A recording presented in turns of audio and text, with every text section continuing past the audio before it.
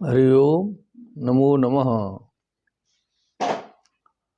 ओम श्री विभूषितकरान्नवनीरदाभात् पीताम्बरादरुणबिम्बफलाधरुष्ठात् पूर्णेन्दुसुन्दरमुखादरविन्दनेत्रात् कृष्णात् परं किमपि तत्त्वमहं न जाने। निगमकल्पतरोर्गलितं फलं शुकमुखादमृतद्रवसंयुतं पिबत भागवतं रसमालयं मुहुरहो रसिका भुवि भावुकाः।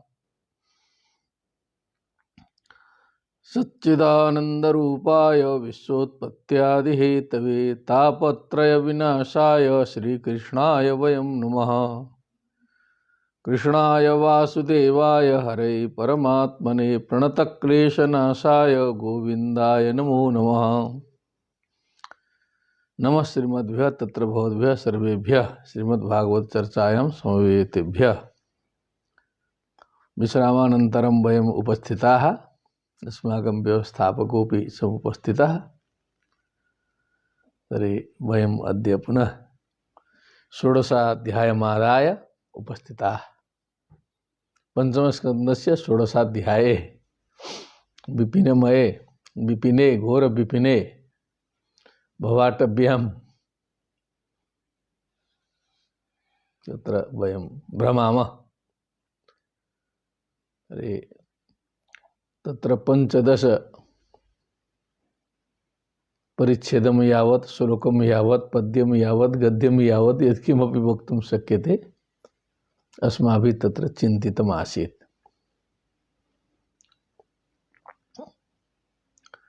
अग्रे पुनः अद्य गच्छामः।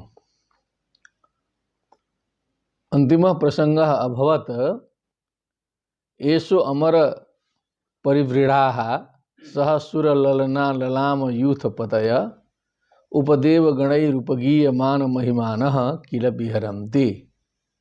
तत्र देवोद्यानानि वर्णितानि, देवोद्यानों की चर्चा आई थी। 4 होते हैं बोला था। नंदनम चैत्ररथम विभ्राजकम सर्वतो भद्रम इति। तो वहाँ पर जो है देवललनाएं विहार करती।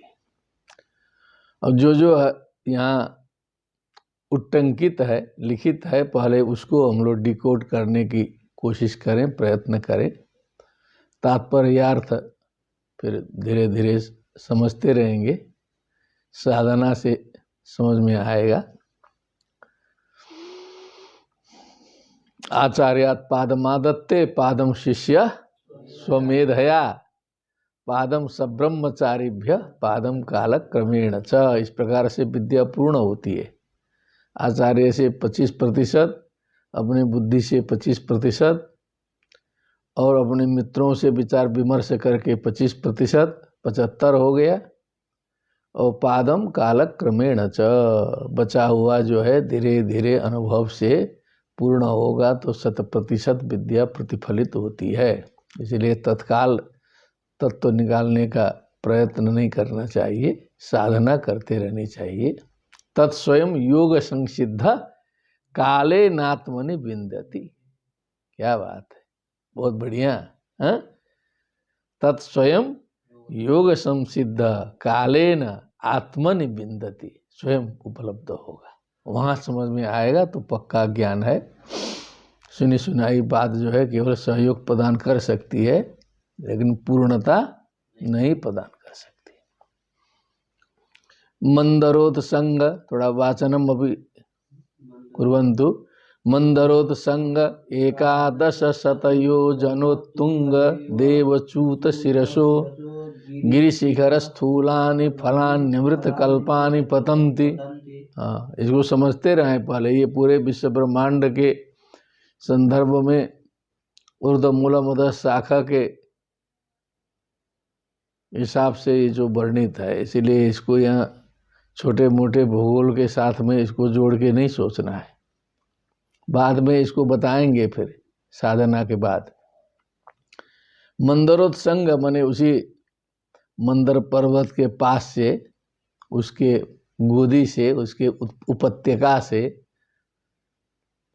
एकादश शत योजनोत्तुंग देवच्युत शिरसो, मने 1100,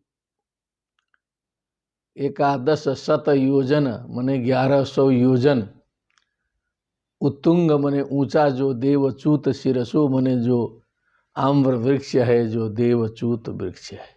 अम्रश्च्युत रसालोसौ सहकारोति सौरभ इत्यमर, ऐसा आम्र वृक्ष है जो 1100 योजन जो है उत्तुंग है, ऊंचा है। एक योजन का लगभग बताए थे 13, 8 से 13 कई लोगों का मत है अलग अलग।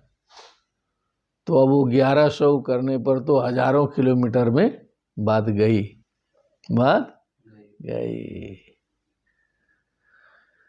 तो उसके शिरसः माने उसके शिरोभाग से, ऊपरी भाग से, गिरि शिखर स्थूलानी, गिरि शिखर इव स्थूलानी, गिरि शिखर स्थूलानी माने पहाड़ के चोटियों के समान मोटे, स्थूल कितने बड़े, जैसे पहाड़ के चोटियों के समान मोटे मोटे। फलानी, फल, हाँ कितने बड़े फल, पहाड़ के चोटियों के समान। अमृत कल्पानी पतंती, अमृत कल्पानी माने एकदम समझ लीजिए कि अमृते हैं। कल्प शब्द का मतलब है लगभग क्या है, अमृते हैं। जैसे हम लोग व्यवहार में बोलते हैं गुरुकल्प,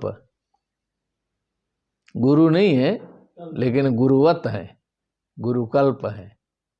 अर्थ समझ लेना, कहीं भ्रम कर देते हैं लोग जो है सो, क्या समझे, कभी कभी लगा देते हैं शिष्य लोग कि हमारे ये गुरुकल्प है। उनको लगता है कल्प कोई बहुत बड़ी चीज है। क्या लगता है, बड़ी चीज है कल्प, तो लगा दिया कल्प कहीं सुन करके। और उसका मतलब होता है कि बस गुरु से 19 हैं, लगभग गुरु हैं, ऐसे में कल्प लगता है। तो अब अज्ञान तो क्या नहीं करा देगा, ऐसा व्यवहार में सुना गया है तब बोल रहे हैं। और चर का मतलब होता है भूतपूर्व, विभागाध्यक्ष चराहा मने भूतपूर्व विभागाध्यक्ष। और लोगों ने सुन लिया, सोचा कि कुछ न कुछ ये चराह का मतलब बड़ा अच्छा होगा, तो वर्तमान विभागाध्यक्ष को ही मार दिए विभागाध्यक्ष चराह। अब क्या करें, उसी में संचालन में बोल दिया। अब उसमें समझाने जाएं कि चरा नहीं है। अब चरा का पहले अर्थ पता हो तब ना, विभागाध्यक्ष चराह बोल रहा है, वही वर्तमाने में है। तो छोटी छोटी बातें जो ध्यान में नहीं आती हैं, बहुत उसमें गलती हो जाती है, ठीक ना। फलाने अमृत कल्पानी माने अमृत से तुल्य, अमृत तुल्य पतंती, ऐसे ऐसे फल गिरते हैं, पहाड़ के चोटियों के बराबर उनका आकार है, ठीक ना। तेषाम विशीर्यमाणानाम अति मधुर सुरभि सुगंधि बहुलारुण रसोदेन अरुणोदा नाम नदी मंदरगिरि शिखरान्य पतंती पूर्वेणा वृतमुपप्लावयति।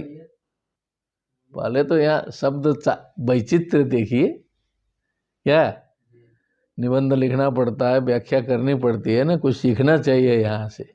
ये भी प्रौढ़ रचनानुवाद कौमुदी है, क्या है, हाँ इसी से व्यक्ति सीख ले थोड़ा दिमाग लगा के। पूरा संस्कृत का अध्ययन ना है ये, कथा प्लस अध्ययन की दृष्टि से ये बात चल रही है ना। और स्वाध्याय है, अपने लिए भी है। तेषाम फलानाम, तेषाम विशीर्यमाणानाम, अब ऊपर से च्युत वृक्ष से जो है, मंदर के उत्संग से जो इतने बड़े चोटी के बराबर फल धड़ाम से नीचे गिरे, क्या तो टूटेंगे कि नहीं, विशीर्यमाण होंगे चारों ओर जो है, तो टूटेंगे तो अति मधुर सुरभि सुगंधि, अत्यंत मधुर सुरभि, गंधो द्विविधा सुरभि। तर्क संग्रह बोलिए महाराज, असुरभिश्च, हाँ सुरभि, हाँ खराब गंध अच्छा गंध दो प्रकार का बताया गया है ना। तो सुरभि सुगंध यहाँ लगा दिया, अर्थवाद मार दिया। सुरभि से तो वही पता चलता है, उसे मैं सुगंध ही कर दिया। अर्थवाद समझाए थे उस दिन ना, अब समझ में आया। गिरिशि बहुलारुण रसोदेन, माने एकदम अरुण माने रक्त वर्ण, लाल वर्ण, अरुण वर्ण के रसोदेन माने उसका रस बहने लगा। इतना बड़ा फल फूटा तो जो है धड़धड़ा के वहां से उसका रस जो है सुगंधे रस बहा। तो अरुणोदा नाम नदी, नदी बह गई। क्या हुई? उस नदी का नाम है अरुणोदा। क्या नाम है?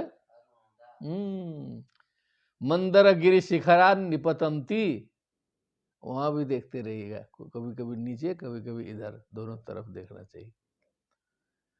नाम नदी मंदर गिरि शिखरान निपतंती, निपतन निपतंतौ निपतंतः, स्त्रीलिंगे निपतंती निपतंत्यौ निपतंत्यः, निपतंती गिरती हुई।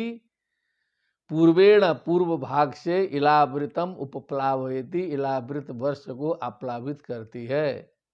इलावृत वर्ष को आप्लावित करती है, पूरा जो है पूर्व भाग को आप्लावित कर देती है। जैसे गंगा नदी जो है भारतवर्ष के उत्तरी भाग को आप्लावित करते हुए समुद्र में मिलती है ना? नहीं, गंगोत्री यमुनोत्री से निकल करके हरिद्वार, कानपुर, उनपुर होते हुए उत्तर प्रदेश, बिहार, फिर बंगाल के रास्ते जाके समुद्र में। तो उस गंगा के किनारे जो है शहर बसे हुए हैं। बहुत सी जनता जो है उसी में जीती खाती है, गंगा जी के नदी में पानी में। उपप्लावयति, उसी प्रकार अरुणोदा नाम नदी इलावृत वर्ष को पूर्व भाग से उपप्लावित करती है। यदुपजुणान भवान्या अनुचरीणाम पुण्यजन वधूनाम अवयव स्पर्श सुगंध वातो अनुवासयति। अब सब रहस्य देखते रहिएगा, आनंद लेने की चीज है। यदुपजोषणात् जुषी प्रीति सेवनयो, जुषी प्रीति जिनके सेवन से, अब जो नदी बह रही है तो उनका सेवन होगा ना, पान होगा, स्नान होगा उस नदी में। भवान्या अनुचरिणाम, भवानी क्या? तुम एका गति स्तुम, गति स्तुम भवस्य पत्नी भवानी। भवान्या अनुचरिणाम, उनके जो अनुचरियां हैं सहस्रों लाखों संख्या में, उस नदी का सेवन करती हैं। पुण्य जन या तो धानो पुण्य जनो नैऋत्यो या तो रक्षसी इत्यमरः, या तो धानो पुण्य जनो नैऋत्यो या तो रक्षसी इत्यमरः। पुण्य जन बधूनाम, जो कुबेर लोक के जो बधूनाम मने जो सुंदरियां हैं वहां की, क्या है? सुंदरियां हैं।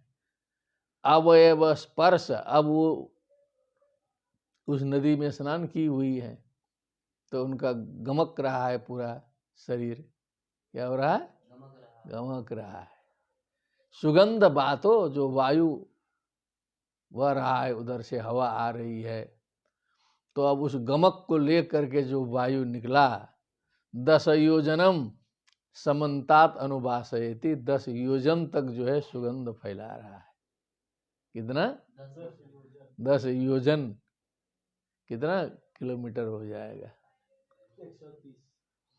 8 किलोमीटर से भी लगाएंगे 80 होगा, नहीं तो 100 किलोमीटर तक जो है सुगंध फैल गया जो है सो। क्या समझे? तब हल्का फुल्का है।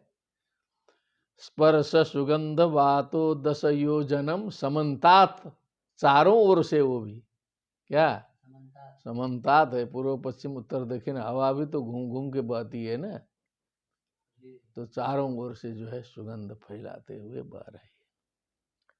एवं, अब ये तो आम्र वृक्ष हो गया, 4 वृक्ष हैं बताया था, है ना।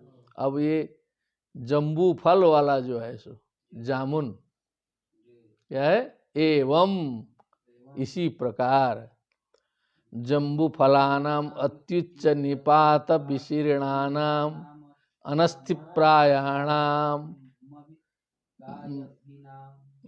प्रायाणाम मिभ काय निभानाम रसेन जम्बूनाद नाम नदी मेरु मंदर शिखरादयुत योजना दव नितले निपतन्ति दक्षिणेनात्मानं यावदिलावृतमुपस्यन्दयति।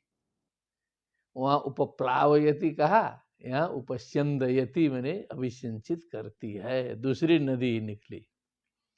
एवं मैंने इसी प्रकार जो जामुन का पेड़ था बहुत भयानक, तो जम्बू फलानाम अत्युच्च निपात विशीर्णानाम, अति उच्च स्थान से गिरने के कारण जो विशीर्ण टूट फुट हो गए, टूटे फूटे हैं, इभ काय निभानाम मने ये जो है ना, ये हाथी के शरीर के बराबर थे। वहाँ तो आम तो जो है पर्वत की चोटी के बराबर गिर रहे थे, और ये इभ काय निभानाम मने हाथी के शरीर के बराबर जो है जामुन के फल गिर रहे थे। अनस्थि प्रायाणाम मने अब जामुन के पेड़ के अंदर जो गुठली भी कुछ होती है ना यहाँ तो, लेकिन वहाँ बिना गुठली के हैं सब। अनस्थि, अस्थि मने वो फल की गुठली, हड्डी वही ना है, आम की गुठली अस्थि। अनस्थि प्रायाणाम मने कहीं कहीं इकट्ठे में अस्थि निकल जाए, लेकिन बिना गुठली के जो है सो अब वो गिरे टूटे। रसेन, अब रस बहा, रस जम्बू नाम नदी, क्या अब नदी बही, उसका नाम है जम्बू। क्या है, जम्बू नाम नदी मेरु मंदर शिखरात, मेरु मंदर के शिखर से, अयुत योजनात, अयुत मने तो 10,000, कितने ऊंचे से गिरे हैं, 10,000 योजन से। अवनी तले, पृथ्वी तले, निपतंती, गिरती हुई, वहां भी था ना निपतंती। दक्षिणेन आत्मानम यावत इलावृतम उपस्यन्दयति, और वो जो इलावृतम को पूर्व के तरफ से अभिसिंचित किया था, ये दक्षिण दिशा से जो है इलावृत वर्ष को उपस्यन्दयति, क्या है अनुवा, ठीक है ना, अनुस्यन्दयति लिखा है ना, क्या लिखा है, उसको अभिसिंचित करता है, दक्षिण हो गया। जम्बूनाद नदी मेरु मंदर शिखरादयुत योजनादव नितले निपतंती दक्षिणेनात्मानं यावदिलावृतम उपस्यन्दयति। तावदुभयोरपि रोधसोर्या मृत्तिका तद्रसेनानुविद्यमाना वायुवर्क संयोग विपाकेन सदा मरलोकाभरणं जाम्बूनदम नाम सुवर्णम भवति। क्या बात है। तावत उभयोरपि रोधसो हो, मने रोधा मने नदी का किनारा, रोधा मने दोनों किनारों से, किनारों की या मृत्तिका जो मिट्टी है, तद रसे न अनुविद्यमाना मने वो जो रस है ना नदी का, उसके द्वारा जो है अनुविद्यमान मने जो मिट्टी सन गई, उसमें क्या हो गई, सन गई। अब उसके उस जम्बू नदी के जल से सनी हुई मिट्टी के ऊपर वायु,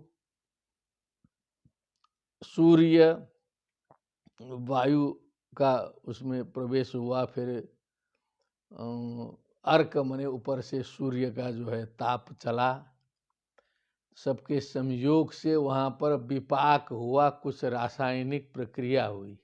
क्या हुई, हाँ, जब सूर्य उदित होता है तभी ना रासायनिक प्रक्रिया होती है। जितने पेड़ पौधे जो फलते हैं, आम पकते हैं, सूर्य उदय न हो तो कुछ होगा? नहीं होगा। तो सूर्य का संपर्क जब होता है, वायु भी चाहिए उसमें, हवा रहित स्थान में कुछ नहीं होगा। सूखा सूखा लोग कहते हैं, चंद्रलोक और मंगल लोक कहाँ कहाँ से खबर आती है वैज्ञानिकों की, रूखा सूखा पड़ा है पूरा। क्या है? हाँ, इसमें वायु संपर्क नहीं है। तो संयोग विपाके न, वहाँ विपाक हुआ, कुछ रासायनिक प्रक्रिया हुई, कुछ प्रक्रिया से ही न जो है पृथ्वी के अंदर सुवर्ण बनता होगा। कहो जी, जो सोना बनता है, हीरा मोती हीरा निकलता है, वो सब किसी प्रक्रिया के तहत आता है ना। है तो सब पांचभौतिक, पृथ्वी जल तेज वायु आकाश है, तो विशेष प्रकार का वहाँ विपाक होगा, तो जो है वो सोना बन गया, हीरा बन गया। कुछ विशेष प्रकार की अभ्रक इत्यादि से संपर्क हो गया तो उष्ण जल हो गया। कहीं देखा है कि नहीं? उष्ण कुंड, तप्त कुंड, दर्शन नहीं हुआ? कोई देखा है? कहाँ देखा है? बद्रीनाथ में देखा है, लेकिन और जगह भी मिल जाता है। तप्त कुंड, कुंड रहेगा, उसमें एकदम गर्म पानी आता रहेगा नीचे से। क्या रहेगा? गर्म पानी, एकदम खतरनाक गर्म। संभाल के नहाना पड़ेगा, नहीं तो नहाते नहाते जय श्री राम हो जाएगा। हाँ, थोड़ा सा इतना इतना पानी, उसी में कई लोग चले जाते हैं।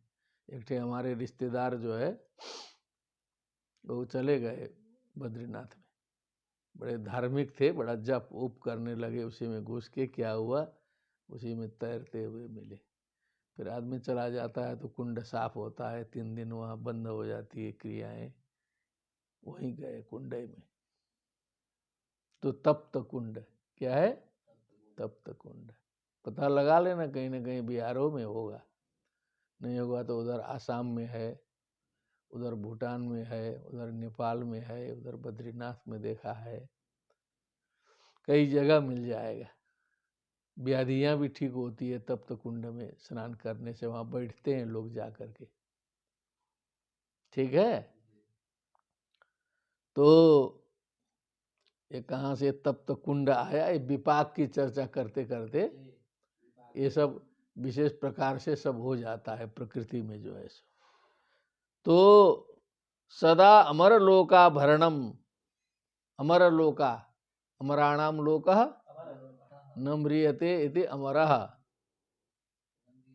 अमरः अमरा निर्जरा देवा त्रिदशा विबुधा सुराः सुपर्वाण सुमनसस् त्रिदिवेशादिवौकसः इत्यमरः।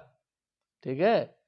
तो अमर लोकाभरणम जाम्बू नदम नाम सुवर्णम, वहां उस मिट्टी में जाम्बू नद नाम का सुवर्ण, एकदम हाई क्वालिटी का सुवर्ण जो है, भवती, सुवर्ण का निर्माण होता है, सोना बन जाता है वो जो मिट्टी जो है।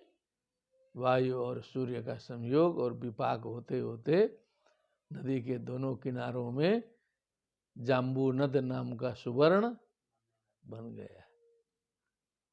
लेकिन वो इतना दिव्य सोना है कि मनुष्य के हाथ लगने वाला नहीं है। एकदम कह दिया है ना, अमर लोकाभरणम, और देवताओं के गहने बनेंगे उसमें, साधारण लोगों के नहीं। यहाँ तो सब एल्युमिनियम का गहना बना के पहनने वाले भी तो बहुत से लोग हैं, चांदी के, पीतल के, जिसका मिले उसका। गरीब लोग क्या करेंगे? गहना कुछ चाहिए, सोना भी सबको नसीब नहीं है, वो सब देवताओं के लिए। यदु हवाव विबुधादय, देखिए स्पष्ट कर दिया। स युवती भीर मुकुट कटक कटि सूत्राद्याभरण रूपेण खलु धारयन्ति। विबुधादय देवाः, विबुधादय देवाः, उपदेवाश्च, आदि शब्द से उपदेव इत्यादि सब लेना है। सह युवती भी, युवतियों के साथ में। अकेले अकेले पहनने से क्या मतलब है? कोई देखने वाला ही नहीं रहे। तो मुकुट, मुकुट कटक, अब सिर शिरोभाग का मुकुट, कटक माने हाथ में पहनने वाला, कटिसूत्र कटी में पहनने वाला आदि इत्यादि जो भी आभूषण बन सकते हैं, आभरण रूपेण खलु धारयन्ति, धारण करते हैं। अब ये हो गए। अब एक कदम्ब वृक्ष है, फिर क्या है? यस्तु महाकदम्ब, क्या है? महाकदम्ब सुपार्श्व निरूढ़ो यस्तस्य कोटरेभ्यो विनिसृताः पंचायाम परिणाहाः पंचमधुधाराः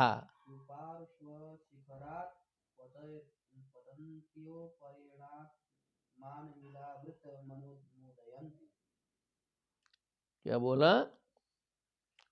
थोड़ा साफ साफ पढ़िए फिर से।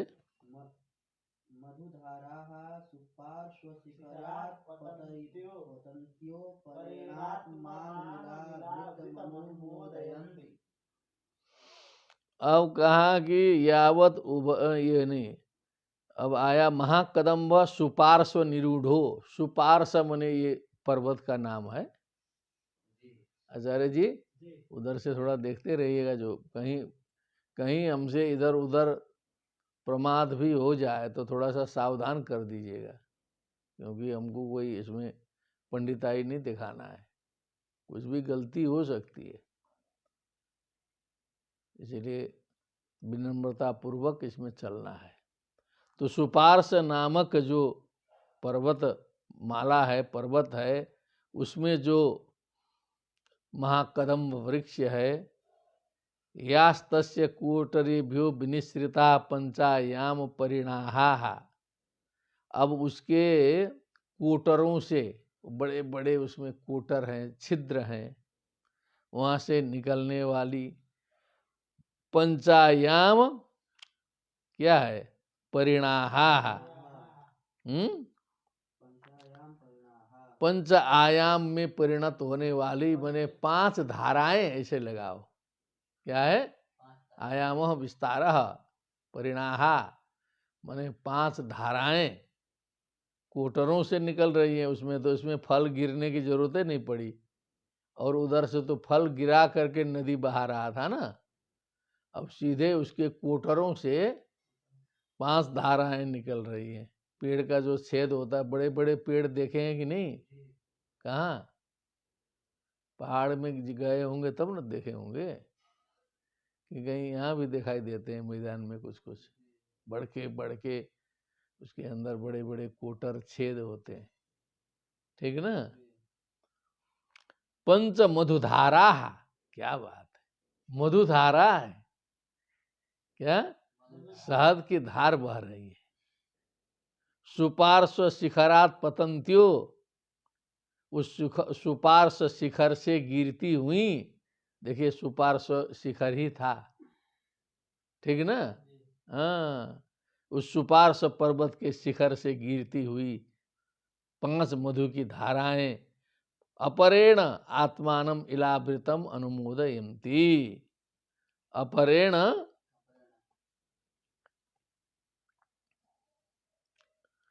अपरेण, अब कौन? पूर्व दक्षिण हो गया था ना, इलावृत का पश्चिम बचा था। क्या बचा था? अब इलावृत वर्ष के पश्चिम भाग को अनुमोदयन्ति, उसको आनंद प्रदान करती हैं धाराएं। क्या करती हैं? आनंद प्रदान करती है। मोदयति मोदयता, मुद क्या है? कौन धातु है? मुद हर्षे, मुद प्रहर्षे हर्षे, मोदते मोदेते, और ऋच करेंगे मोदयति मोदयतः, अनु उपसर्ग लगा है, अनुमोदयन्ति, अनुमोदित करती हैं, आनंद प्रदान। या ह्युपविंजानानाम मुख निर्वासितो वायु, अब वहां तो मधुधारा है, बस मधुधारा का तो पान होगा ना, उसको पीने वाले लोगों के मुखार बिंद से निकली हुई जो वायु है, यहाँ की गंदी वायु की कल्पना मत करना। सड़े हुए मनुष्यों के मुखार बिंद से गंदी वायु निकलती है, लेकिन वो वहाँ दिव्य क्या है, हाँ, मुख निर्वासितो वायु हो समन्ता छत योजनम अनुभासयति, चारों ओर से 100 योजन तक जो है सुगंधित करता है। कितना? 100 योजन तक। पंच मधुधारा, एक बार बाँचिए, यस्तु महाकदम्ब सुपार्श्व निरूढ़ो यास्तस्य कोटरेभ्यो विनिस्तृताः पंचायाम परिणाः पंचमधुधाराः सुपार्श्व शिखरात् पतन्त्यो अपरेणात्मानमिलावृतमनुमोदयन्ति या ह्युपयुञ्जानानां मुख निर्वासितो वायु समन्ताच्छत योजनमनुवासयति। समझ में आ रहा है ना? क्यों सप्ताह में विद्वान लोग जो है पंचम स्कंद को छोड़ के भागते हैं? उलझ जाएंगे तो पूरा सप्ताह इसी में बीत जाएगा। क्या हो जाएगा? हाँ, तो वो खटखट करके जो है आधे घंटे में पंचम स्कंद खत्म। कितने लोग तो छूते ही नहीं, सीधे कृष्ण जी में पहुंच गए। 1-2 दिन ऐसे वैसे टाल मटोल किए, परीक्षित उरीक्षित, हाँ, हल्का फुल्का इधर उधर सृष्टि उष्टि करते करते सीधे भाग जाते हैं कृष्ण लीला में। फिर कृष्ण लीला में खींच देते हैं 2-3 दिन, सप्ताह हो गया। कृष्ण जी के लिए भागवत है ही, ठीक ना? एवं कुमुद निरूढ़ो यह शतबलसोन। अब एक ठे और पेड़ है ना? हाँ,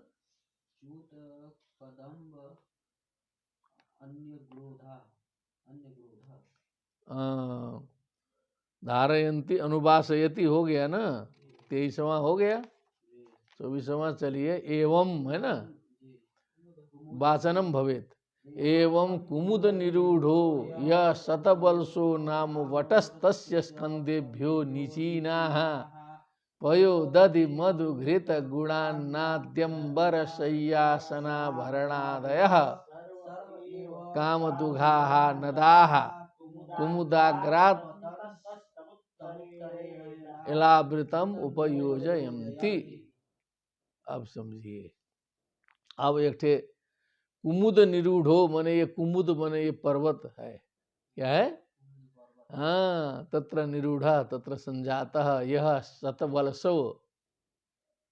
शतबलेशा विरोहतात, कुछ सुने थे वेद में कभी? अरे आशीर्वाद देने वाला मंत्र बोलिए। दीर्घायुस्त ओखधे खनित्वा जस्मयी चत्वा खनामिहम। मैंने ऐसे कर्मकांड मार देते हैं। अतो तन दीर्घायुर्भूत्वा शतबलेशा विरोहतात। देखिए शतबलेशा आ गया, शतबल से लिखा है, शतबलेशा बोलना है। अरे तो आशीर्वाद कैसे देते थे यजमान को? मंत्रार्था सफला संतु। हाँ, इसको याद कर लीजिए, प्रसिद्ध मंत्र है आशीर्वाद देने का। तो कुमुद निरूढ़ो या शतबलसो नाम बटह, उसका शतबलसह माने उसके सैकड़ों शाखाएं हैं। अधश्चोर्धम प्रसितास्तस्य शाखा। क्या बात है, 1-2 शाखाएं नहीं है, सैकड़ों शाखाएं उसकी फैली हैं। बटह, बट वृक्ष है। क्या है? तस्य स्कंदेभ्यो, उसके स्कंधों से। वहां कोटरेभ्यो नदी निकाला था ना, यहाँ उसके स्कंध से निकाल दिया। क्या कर दिया? स्कंध से। निचीना माने निकली हुई, गिरी हुई। निचीना का नया शब्द दिया है, भाव वही है। उधर बताइए थोड़ा, उसका पर्यायवाची बोलिए क्या दिया है। अब क्या निकली? पय दधि, उधर तो अभी मधु का निकाला था ना, इसके पहले धारा, हाँ हाँ, अधोमुखा, नीचे मुंह करके निकली हुई धाराएं। क्या बात है। पयः दूध, दही, मधु, घृत, गुड़, बहुत कुछ आ गया। अन्न, अन्नादि, अंबर माने वस्त्र, शय्या, आसन, आभरणादय माने सब कुछ निकल गया यहाँ से। तो क्या किया, जो जो आवश्यक है, कामदुघा आगे लिखा भी है। कामदुघा माने कामधेनु, सुना है कि नहीं, कल्प वृक्ष, कामधेनु गाय, जो जो चाहे सो देने वाली, कल्प वृक्ष, जो जो सोचा वो पहुंचाने वाला वृक्ष। वैसे ही काम दुघा माने जो जो आपने कामना की वो सब मिलने वाला। नदाह, वहां सब नदियां निकल रही थी, यहाँ नदाह निकला। हाँ, पुल्लिंग भी चाहिए ना, क्या है तब नदी, नद। भारतवर्ष में कौन नद है, बोलिए, ब्रह्मपुत्र नद है। ब्रह्मपुत्र नदी नहीं बोलते, ब्रह्मपुत्र नद है। एक नद है और सारी नदियां हैं। तब ब्रह्मपुत्र का दर्शन हुआ है कि नहीं? हाँ, तो सबसे बड़ी है भारतवर्ष में। सबसे बड़ी नदी कौन है? ब्रह्मपुत्र। पूरे आसाम प्रदेश को जो है वही जो है सुभाषित की है। इधर जाओ उधर जाओ ब्रह्मपुत्र मिलेगी। ठीक है ना। चाइना से तिब्बत होते हुए वो तिब्बत से निकल के आती है। बहुत बड़ी नदी है। दर्शन हो गया है। गुवाहाटी में पूरा स्नान होता है, उसमें तीर्थ क्षेत्र है, पौराणिक नदी है। लेकिन यहाँ के जो पेड़ से निकली हुई नदाह कुमुदाग्रात पतंतः, अब ये पर्वत आया कुमुद, उसके अग्रभाग से गिरती हुई, क्योंकि ये पुल्लिंग कर दिया ना, वहां पतंत्या पतंती कर रहा था स्त्रीलिंग में, अब यह नदाह कर दिया तो पतन पतंतो, हाँ, गिरते हुए। उत्तरेण इलावृतम उपयोजयन्ति, उत्तर दिशा से इलावृत वर्ष को अभिसिंचित करते हैं। देखा, इलावृत को चारों ओर से चारों नदियों ने, चार वृक्ष से निकली हुई नदियों ने उपप्लावित किया, सुभाषित किया, सिंधित किया, जो भी किया। मर गया ना, दिमाग से ऊपर बात गई कि नहीं?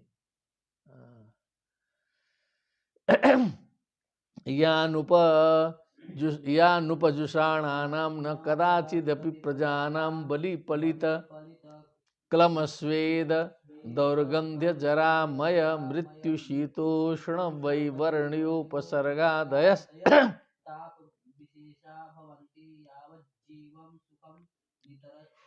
निरतिशयमेव निरतिशय।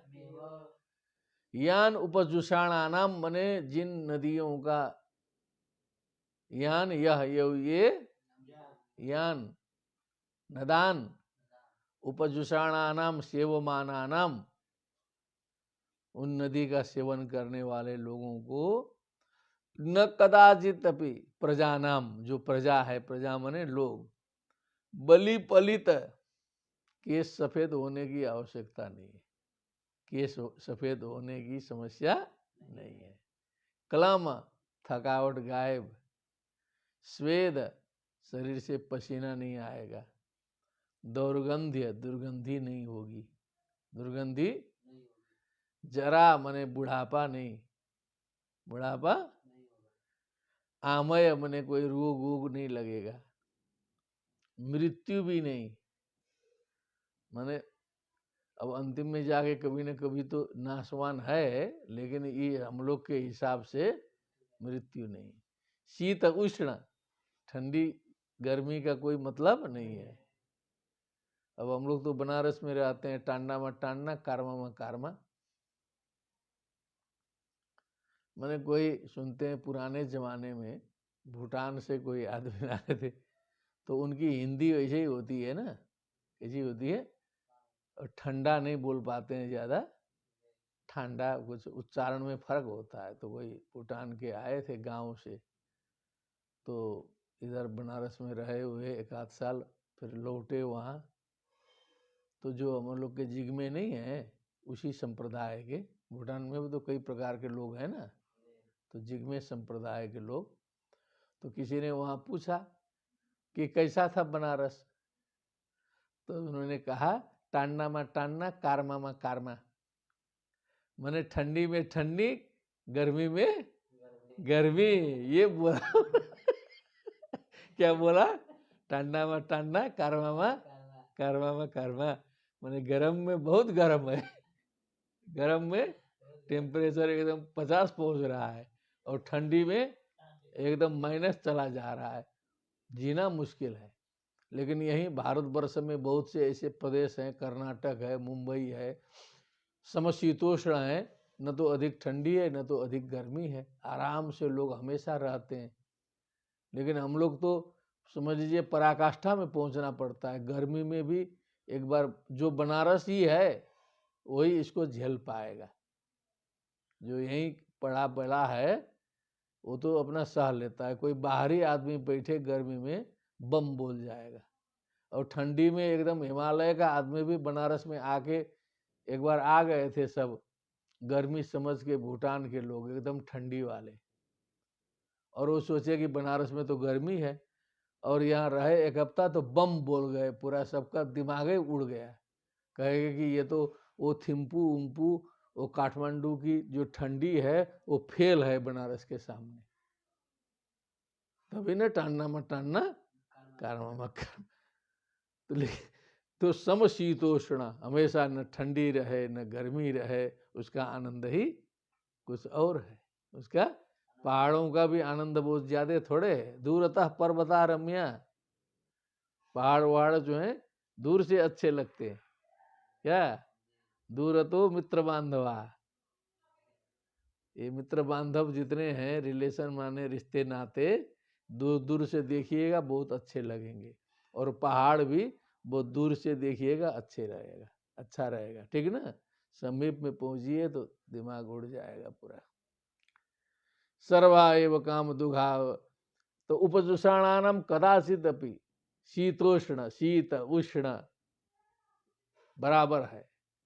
इसको समझाने के लिए इतना कथा लानी पड़ी, क्योंकि इसका अनुभव हो गया यहीं भारतवर्ष में, कर्नाटक में, हुबली में अपने बालक रहते थे ना, तो वहाँ हम लोग भी गए, कभी पता चला है न गर्मी है न ठंडी है, एकदम नॉर्मल चल रहा है हमेशा।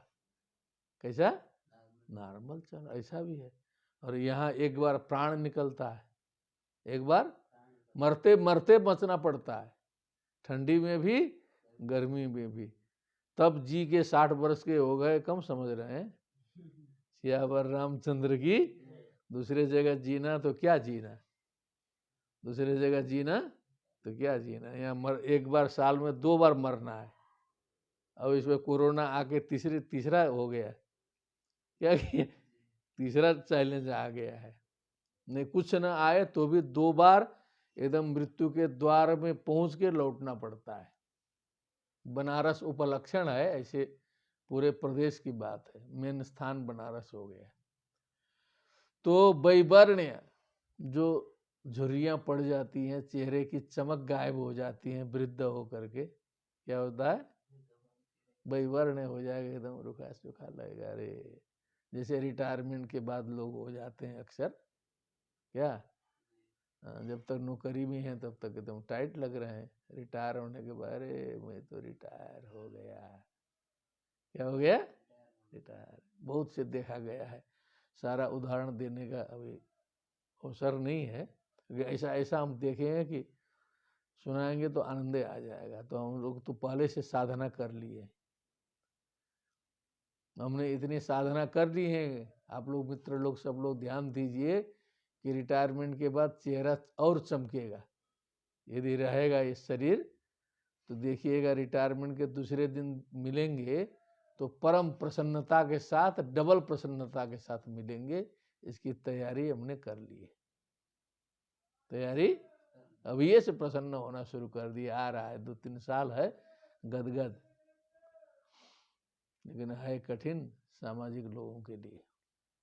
कदाचित वर्ण वैवर्ण्य, चेहरा उड़ जाएगा। उपसर्गादय मने उपद्रव जितने भी और सब होते हैं, ये जो कोरोना फोरोना आदि सब उपसर्गा में आ जाएगा। ताप विशेषाहा, जो आदि दैविक आदि भौतिक आध्यात्मिक जितने भी ताप विशेष हैं, न भवंती, न ऊपर से लाइए, न भवंती, क्या नहीं होते हैं। यावत जीवम सुखम निरतिशयम एवं, माने जब तक जिएंगे तब तक परमानंद में रहेंगे। निरतिशयम माने उससे बढ़कर सुख नहीं रहेगा, गद गद रहेंगे। ब्रह्मानंदम परम सुखदम एवलम ज्ञान मूर्तिम द्वंद्वातीत, द्वंद्वा मत बोलो, द्वंद्वातीतम गगन सदृशम तत्वमस्यादि लक्ष्यम एकम नित्यम विमलम अचलम सर्वधि साक्षीभूतम भावातीतम त्रिगुण रहितम सद्गुरु। जिसने भी बनाया है प्रणाम करने योग्य है। जिस भी विद्वान ने बनाया हुआ श्लोक जोड़ा है कायदे से, तो हो गया ना ये। एक बार बांचिए। या नुपजुषाणानाम न कदाचिदपि प्रजानाम बलि पलित क्लम स्वेद दौर्गंध्य जरामय मृत्यु शीतोष्ण वैवर्ण्योपसर्गादयस्ताप विशेषा भवन्ति यावत् जीवं सुखम निरतिशयमेव। कुरंग, कुरर, कुसुम्ब, बैकंक, त्रिकूट, बाचा ठीक से, त्रिकूट, शिशिर, पतंग, रुचक, निषद, श्रीनिवास, कपिल, शंख, वैदुर्य, जारुधि, हंसर सभ, नाग, कालंजर, विंशति गिरयो मेरो कर्णिकाया इव केसर भूताः मूल देशे परिता उपकृत। उस क्या ये सब पर्वत के नाम रहे। हम तो कुरंग देख के कहीं हरिण उरिण जा रहा था, मेरा खुदे दिमाग। कुरंग, मातंग, पतंग, भृंगा सुना देते हैं प्रसंग में। कुरंग, मातंग, पतंग, कुरंग मने हरिण, मातंग मने हाथी, पतंग मने पतिंगा जो लाइट में आ जाता है, भृंगा मने भंवर, भृंगा मने भ्रमर, मीनाह, अच्छा मीनाह मने मछली, हाथाह मारे गए, पंचभिरे व पंच, 5 इंद्रियां हैं, एक एक इंद्रिय से 5 चले गए। कुरंग हरिण जो है शिकारी का गाना सुनते सुनते फंस गया। शिकारी गाना बजाता है, आप लोग जानते नहीं होंगे, जंगल में हम लोग देखें नहीं, कुछ बाजा मिलता है तो पेड़ कोई किसी पत्ते को लेके बजा देता है बढ़िया से, और वो हिरन जो है स्थिर हो जाता है बाजा सुन के। क्या करता है? हाँ, और खट से गोली मार देता है। बंदूक वाला, गांव वाला बंदूक, पुराने जमाने का। मातंग हाथी को जो है एक गड्ढा बना के उसमें हाथीनी का या तो चित्र बनाइए या तो एक हथीनी ला के रखिए, वहीं गड्ढा बनाइए, उसी में फंस जाएगा। उसी के चक्कर में देखेगा हथीनी, प्रेम करने जाएगा, फंस ही जाएगा। वो गया प्रेम में, स्पर्श में, ठीक है ना। और कुरंग बने शब्द में गया, ठीक। और कुरंग, मातंग, पतंग, ये जो कीड़े मकोड़े जो है, ये जो CFL को देखते हैं, बिजली बल्ब को, इतना सुंदर है, रमणीय है, क्या दिव्य है, एकदम सटने के चक्कर में आते आते रूप में फंसे। भृंग मने भंवर, रस लेते लेते, रस फूल का रस लेने के चक्कर में हंत हंत नलिनीम गज उज्जार, वो निकल ही नहीं पाए, उसी में फंसे एक एक इंद्रिय। और मीनाह, मछली को कहते हैं विद्वान लोग कि उसको गंध मिल जाता है, कोई बर्छी में कोई लगा के डाल देंगे तो सबसे पहले गंध से उसको पता चलेगा कोई कुछ खाद्य पदार्थ आया इसमें फंसा है। तो एक एक इंद्रिय से एक एक जीव फंसे, क्या बात है। एक प्रमादी स कथम न हन्यते यह सेवते पंचभिरेव पंच, जो पांचों इंद्रियों से जो विषयों का सेवन करता है वो मनुष्य क्यों नहीं फंसेगा, वो मनुष्य क्यों नहीं फंसेगा। तो मेरू की जो कर्णिका है, कर्णिका माने जो बीच वाली चोटी, कर्णिका का कुछ विशेष लिखा है, माने जो बीच में एक लगाओ अगल बगल सजा दो तो उसी को बीच वाले को कर्णिका कहेंगे। व्यास जी ने लिख दिया है, कुछ हम लोग का भी कर्तव्य होता है दिमाग से लगाएं। केसर भूता है माने उसके जो केसर माने उसके जो श्रृंगार के साधन केसर के समान, मूल देशे माने मूल स्थान में परिता उपक्लिप्ता, चारों ओर उपक्लिप्त हैं माने स्थित हैं। माने मेरू के चारों ओर जो है, मेरू बीच में है, तो उसके चारों ओर जो है ये 20 गिरी हैं। क्या है? 20 गिरी हैं, 20 पर्वत हैं। पर्वतों का नाम बोलिए। जैसे कमल कर्णिका लीजिए, कर्णिका माने बीच वाला भाग है, उसके चारों ओर जैसे केसर, जो कमल केसर फैलता है तो उसको कमल कर्णिका को सुमेरु मान लीजिए, उसके चारों ओर के केसरों को जो है ये सब गिरी मानिए, ऐसा करिए, ठीक है ना। गिरियों का नाम बोलिए। कुरर, कुरंग से बोलिए, कुरंग, कुरर, कुसुम्भ, वेंकट, त्रिकूट, त्रिशिर, शिशिर, पतंग, निषद है ना,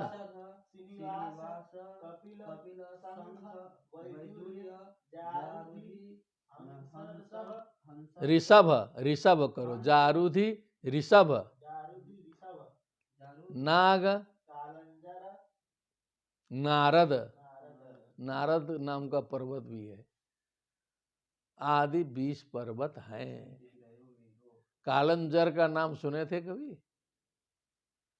स्मरण नहीं आ रहा है ना आप लोगों को, हम तो सुने थे। तो जो भरत जी जो हिरण बन के पैदा हुए थे, क्या समझे, मोह में फंस के, तो कालंजर नाम के पर्वत में पैदा हुए थे।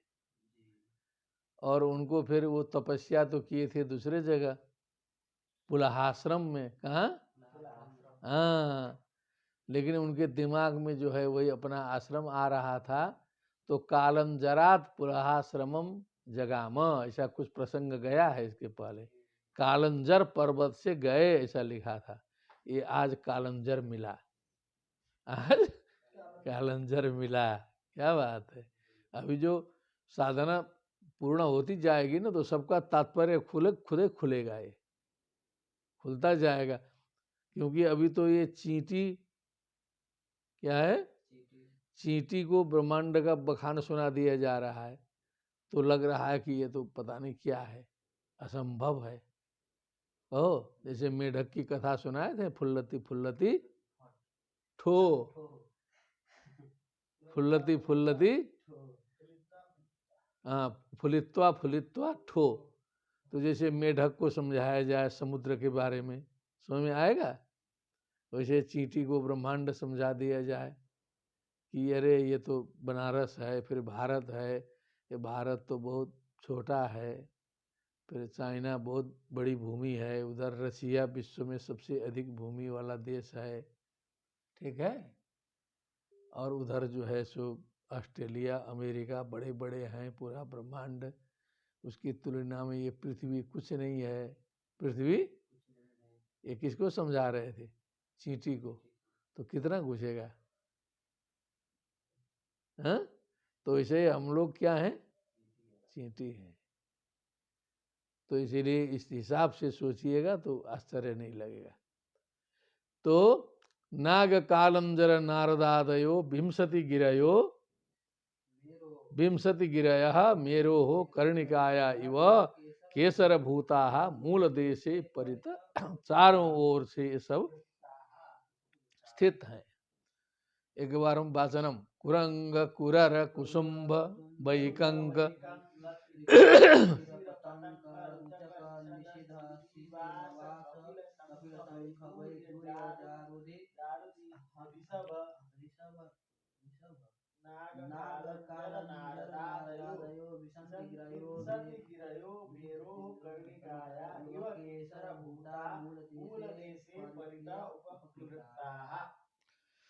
जठर देवकूटौ मेरुं पूर्वेणाष्टादश योजन सहस्रमुदगायतौ द्विसहस्रं पृथुतुंगौ भवतः दक्षिणेन कैलासकरवीरौ प्रागायतावेवमुत्तरतस्त्रिशृंग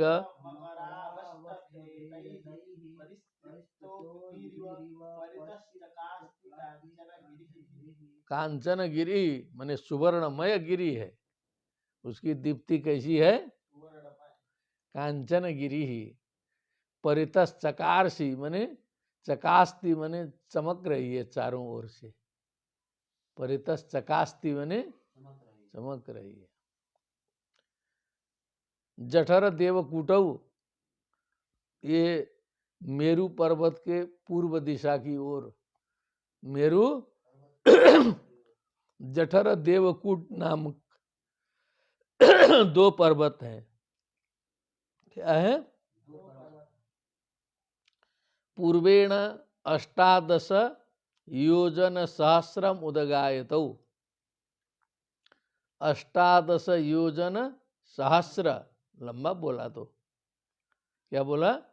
18,000 योजन लंबे। कितने लंबे?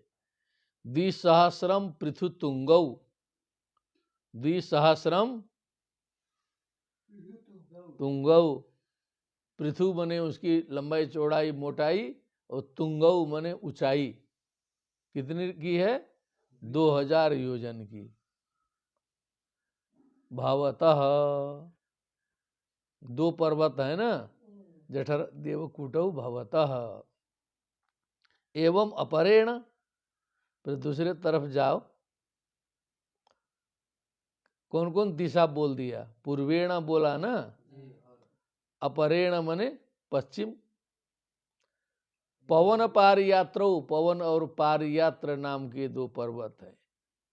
फिर दक्षिणेन कैलाश करवीरो, दक्षिण दिशा की ओर कैलाश और करवीर पर्वत है। कैलाश का नाम सुनाई दिया। अब पता नहीं जो हम लोग जैसा कैलाश समझते हैं वही है कि नहीं है। प्राग आयतौ, पूर्व दिशा की ओर फैले हुए।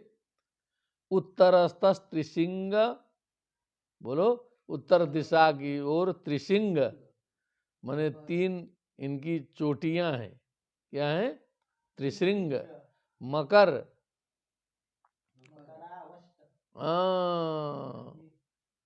ये नाम है इनका। क्या है? नाम है। त्रिशिंग और मकर नाम के त्रिशिंग मकरावष्टभी एतई ही। 8 हो गए क्या?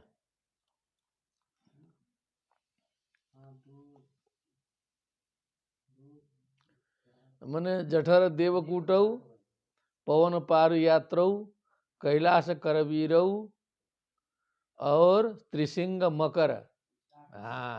8 हो गए। देखिए यही निकला।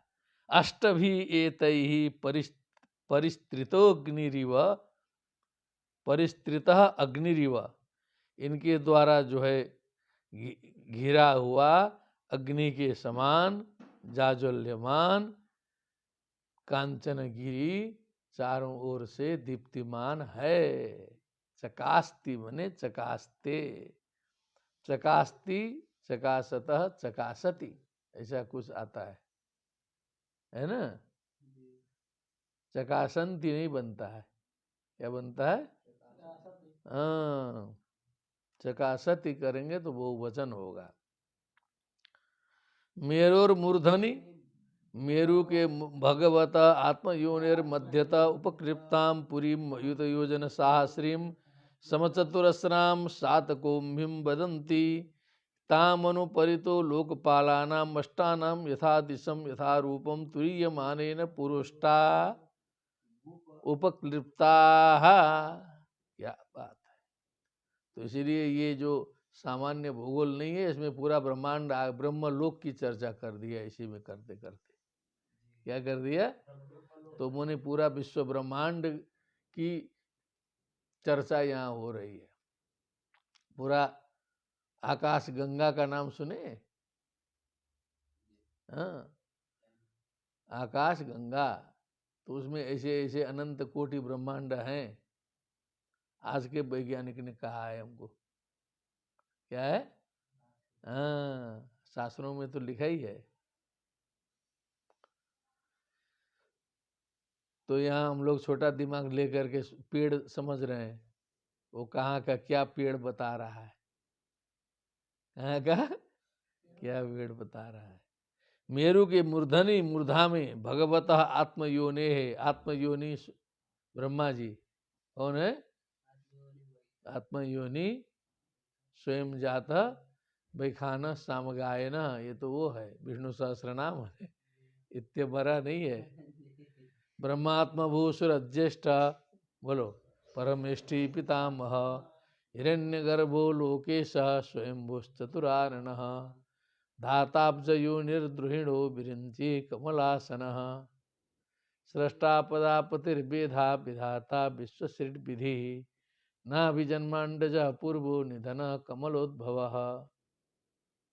अरे ऐसे बीन मत बजाइए, कम से कम कुछ अपने से भी बोलिए ना उधर से। तो आत्मयोनि मने ब्रह्मा वही बीन बजाना हो जाएगा ना, क्या हो जाएगा? भैंस के आगे बीन बजाया के बाद थोड़ा सा गुरु शिष्य मिल के पढ़ाई होती है ना। पढ़ाई जो है ऐसा नहीं होता है कि केवल गुरु पढ़ाए और शिष्य एकदम शून्य ताकता रहे। आत्मयोने हे मने ब्रह्मण मध्यता उपक्लिप्ताम, उसके मध्य भाग में उपक्लिप्ताम मने बसी हुई, पुरीम मने जो पुरी है ब्रह्मपुरी, अयुत योजन साहस्रीम 10,000, अयुत योजन मने साहस्रीम, कितना? सहस्रीम, तो कितना मतलब हुआ, उसकी संख्या बताओ।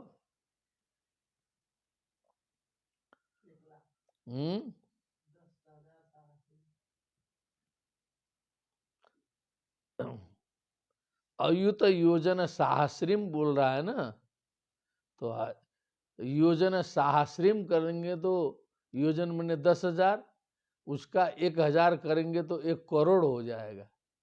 कितना हो जाएगा? तब छोटे मोटे चीज छोड़े, वो ब्रह्मा जी का है तो सबसे ज्यादा रहेगा कि नहीं? तब 1 करोड़ योजन फैलावट रहेगा उसका। कितना?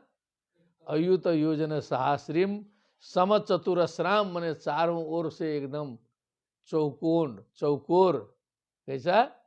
टेढ़ा मेढ़ा नहीं, समचतुरस्राम। सातकोम्भिम, क्या है? मने एकदम सुवर्णमय, सुवर्णपुरी भी कह सकते हैं उसको। वदंती, क्या बोलते हैं? वदंती, बताते हैं लोग जो है, ऐसा विद्वानों ने बताया है कि वह ब्रह्मपुरी है। ताम अनु, अब उसके नीचे, उसके पीछे, उसके नीचे, उसके पीछे दोनों आएगा। परितो मने चारों ओर से, अभिता परिता समया निकषा हा प्रति योगे पी, बोलो, अभिता परिता समया निकषा हा प्रति योगे पी, लोकपालानाम अष्टानाम, इंद्रो बन्नी पितृपते नैऋतो वरुणो मरुत कुबेर ईश पतय पूर्वादीनां दिशां क्रमात् इत्यमरः। 8 अष्टलोकपाल है, अष्ट लोकपाल है। लोकपालानाम अष्टानाम अष्टौ अष्टौ अष्टभी अष्टभ्य अष्टाभ्य अष्टसु। तो अष्टानम यथा दिशम यथा रूपम, जैसे जिसकी दिशा है, जैसा उसका स्वरूप है। तुरीय माने न, तुरीय, तुरीय माने तुरंग माने घोड़ा, तुरीय माने चौथा।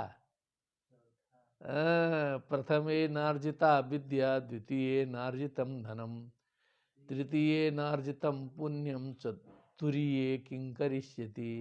वह चतुर्थे के जगह पर तुरीय भी लिखा है कहीं कहीं।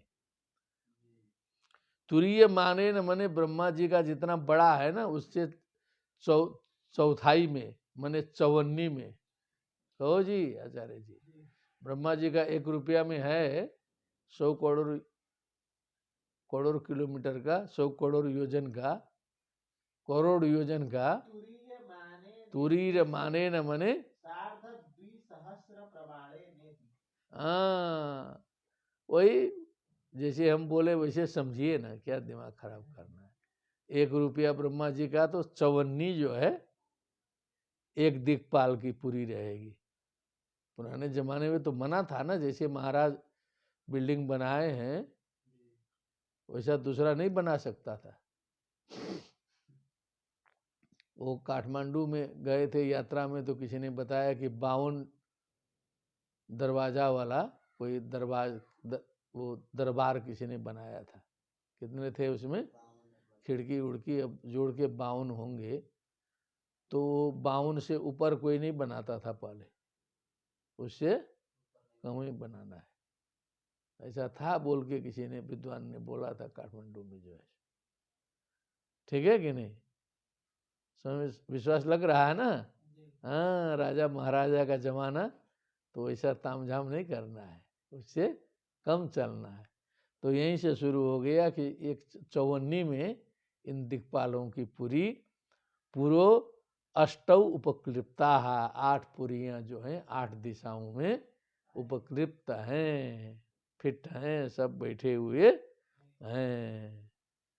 शोभनम वर्तते।